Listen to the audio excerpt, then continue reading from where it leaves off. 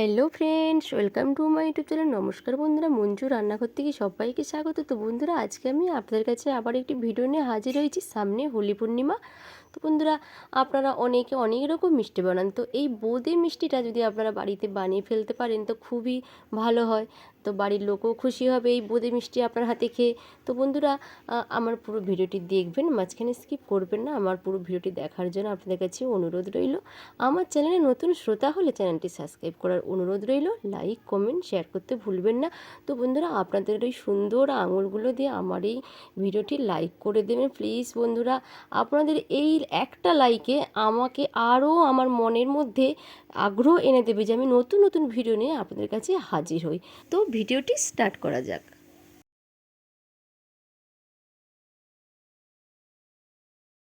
বোঁদে বানানোর জন্য প্রথম আমি বেসনটা চালিয়ে নেব। দেখুন, আমি একটি ছাঁকনি নিয়ে নিয়েছি, এর মধ্যে নিয়ে নিচ্ছি আমি 1 বাটি বেসন। এই বেসনটাকে অবশ্যই বন্ধুরা আপনারা কিন্তু চালিয়ে নেবেন, কারণ বেসনে যে দানা দানা ভাব থাকে সেটা কিন্তু ব্যাটারের সঙ্গে কিন্তু ভালো হবে না। দেখেছেন কেমন দানা দানা ভাব? এগুলো কিন্তু ভালো হবে না ব্যাটারটা যখন মাখাবেন। দেখুন, আমি একেবারে চালিয়ে নিয়েছি, আর কিন্তু দানা দানা ভাব হবে না। এবার আমি আপনাদেরকে দেখাচ্ছি এতে আমি কি কি উপকরণ দেব।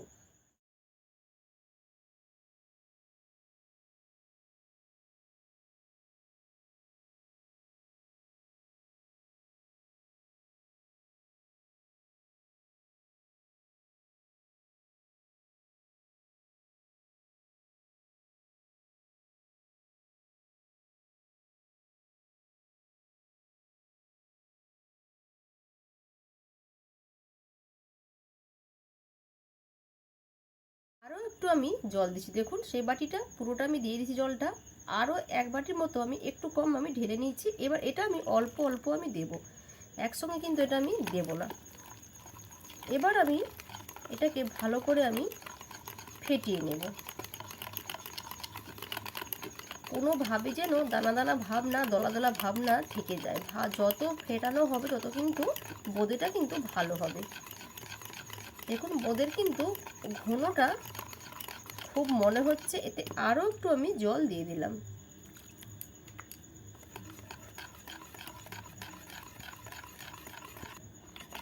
দেখুন, আমি সেই বাটির জলটাও সবটাও কিন্তু দিয়ে দিয়েছি। এবার আমি ভালো করে ফেটিয়ে নেব, তারপরে আমি এই ঘনত্বটা আপনাদেরকে আমি দেখাচ্ছি। দেখুন, আমি ঘনত্বটা ঠিক এইভাবে আমি রেখেছি। এই দেখুন, চামচের গায়ে কিন্তু দেখুন লেগে নেই, বোঝা যাচ্ছে। এইভাবে ব্যাটারটা কিন্তু রেডি করে নিতে হবে।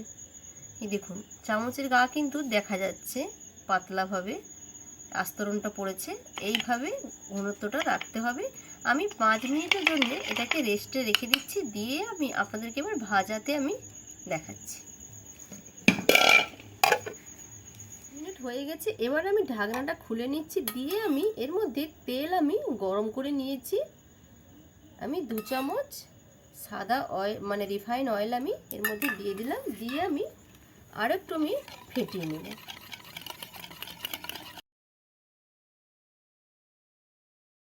তেলটা গরম করে দিলাম কেন? যাতে বুঁদিগুলো ভাজার সময় মোচমোচে থাকে। এবার হয়ে গেছে ফেটানো, এবার ভেজে নেওয়ার পালা। তো চলুন বন্ধুরা, এবার ভাজাটা আমি শুরু করি। চালিয়ে দিয়েছি, তাতে একটি সসপ্যান বসিয়ে দিয়েছি। আমি যেই বাটিতে বেসন মেপেছিলাম সেই বাটিতেই আমি 1 বাটি চিনি নিয়ে নিচ্ছি। আর ওই বাটির ঠিক দেখুন পুরো ভর্তি না, আমি অল্প একটু জল দিয়ে দিলাম।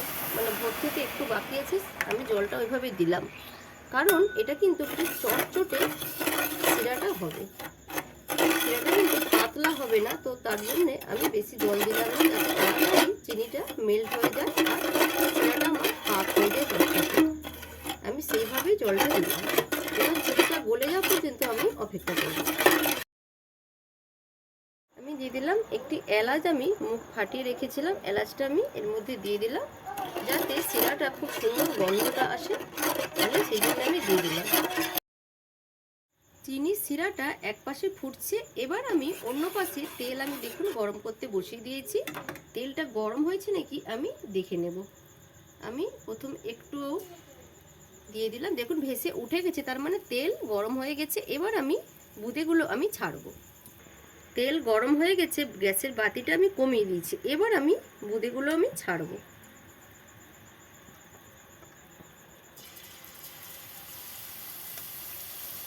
দেখুন কেমন টপ টপ টপ টপ করে পড়ছে। তো এটা কিন্তু বেশিক্ষণ আমি ভাজবো না, আমি অল্প একটু সময় নাড়াচাড়া করে আমি এগুলোকে কিন্তু উঠিয়ে নেব। এবার আমি এগুলোকে সব উঠিয়ে নিচ্ছি। দেখুন ভাজা হয়ে গেছে। এগুলো কিন্তু বেশি লাল লাল করতে হবে না, হালকা হলদে হলদে হলেই কিন্তু এগুলোকে উঠিয়ে নিতে হবে। দেখুন কত সুন্দর মচমচে হয়েছে।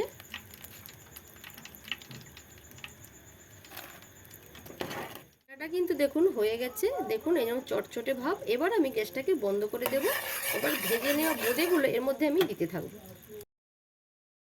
আমি একই দেখুন ব্যাটারের মধ্যে লাস্টে আমি একটু রেখে দিয়েছি। এতে আমি এবার লাল ফুড কালারটা অল্প আমি দিয়ে দিচ্ছি, দিয়ে আমি এটাকে আমি মিশিয়ে নিচ্ছি।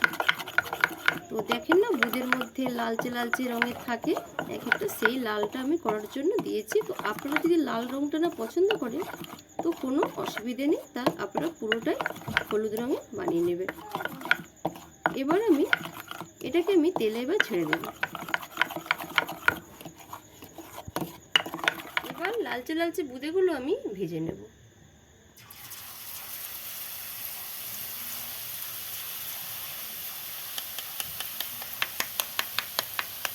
তো বন্ধুরা আমি কিন্তু একটা কথা আপনাদেরকে বলা হয়নি, এই যতবারই কিন্তু তেলে এগুলো ছাড়বেন ততবারও কিন্তু ছান্তাটা ধুয়ে ভালো করে কিন্তু মুছে পরিষ্কার করে নিতে হবে।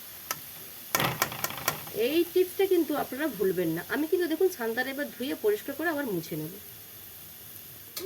ভাজা হয়ে গেছে, এগুলোকে এবার উঠিয়ে নিলাম। আর একটু আছে সেগুলোকে আমি ভেজে নেব। শিরাটা যে রেডি করেছিলাম সেই শিরার মধ্যে ভেজে রাখা বুঁদেগুলো এবার আমি দিয়ে দেবো, দিয়ে আমি নাড়াতে থাকবো। দিয়ে এবারে গ্যাসের ঢাকনাটা আমি গ্যাসের বাতিটা ভুল হয়ে গেল, গ্যাসের বাতিটা আমি বন্ধ করে দিয়ে আমি 10 থেকে 15 মিনিটের জন্য আমি ঢাকা দিয়ে দেবো, যাতে এই রসটা পুরো বুঁদের মধ্যে চুষে নেয়।